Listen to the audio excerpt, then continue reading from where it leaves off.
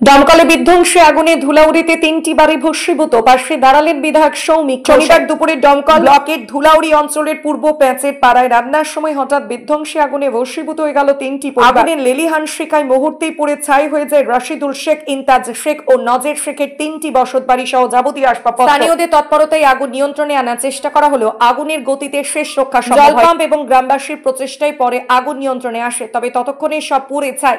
খবর পেয়ে দ্রুত ঘটনাস্থলে পৌঁছান রানীনগর বিধানসভার বিধায়ক সৌমিক হোসেন, জেলা পরিষদের উপাধ্যক্ষ তজিবউদ্দিন খান এবং অঞ্চল সভাপতি শফিকুল মোল্লা সহ অন্যান্য অঞ্চল নেতৃত্ব। তারা ক্ষতিগ্রস্ত পরিবারগুলোর হাতে আর্থিক অনুদান ও খাদ্য সামগ্রী তুলে দেন। বিধায়ক আশ্বাস দেন, সরকারিভাবে যেসব সহায়তা পাওয়া যায় সবকিছুর ব্যবস্থা করা হবে। এই সহানুভূতিশীল পদক্ষেপে কিছুটা স্বস্তি পেয়েছেন ক্ষতিগ্রস্ত পরিবারগুলো।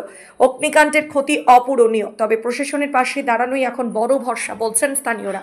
এবং আজকে আমি আসলাম এবং প্রত্যেকটা পরিবারের 3টে বাড়ি পুড়েছে এবং একজনের হাত পুড়েছে।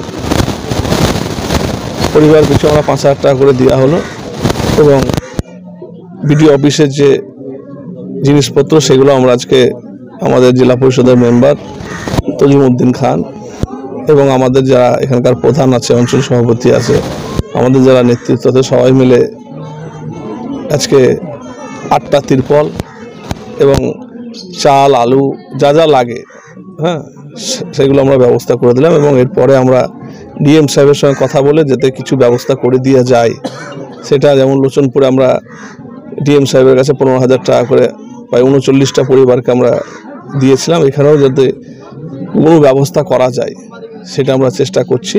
এবং আজকে আপাতত হঠাৎ করে আগুন লেগে গেছে, সব কিছু পুড়ে গেছে। দেখলেন আপনারা সবার, সাইকেল পুড়েছে, মোটরসাইকেল পুড়েছে। খুবই দুঃখজনক একটা ঘটনা। আমরা 5,000 টাকা করে আজকে দিলাম, যতটা পারলাম ওদের পাশে দাঁড়ালাম। ভবিষ্যতেও ওদের সবসময় আমরা থাকবো পাশে।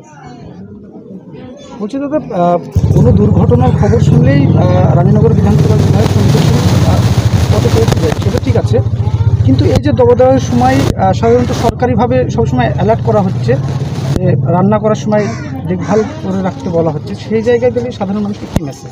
না, সাধারণ মানুষকে বলবো সতর্ক হতে, এবং যা গরম পড়েছে তাতে আমাদেরকে আরও বেশি করে সতর্ক হতে হবে। সতর্ক ছাড়া তো এইভাবে সম্ভব না। যেমন একটা বাড়ি অনেক কষ্ট করে বানানো হয়, সেখানে আবেগ থাকে, ভালোবাসা থাকে, একটা বাড়িতে অনেক জিনিস থাকে। আজকে যেগুলো হয়তো অনেক জিনিস আছে যেগুলো পুড়ে গেছে, সেগুলো তো পয়সা দিয়ে আর ফিরে পাওয়া যাবে না। আজকে যদি সতর্ক থাকলে হয়তো এই আগুনটা লাগতো না। তা আমার সকলের কাছে আমার অনুরোধ থাকবে যে এই সময়টা অন্তত একটু সতর্ক থাকুন। সরকারিভাবে কোনো না, সরকারিভাবে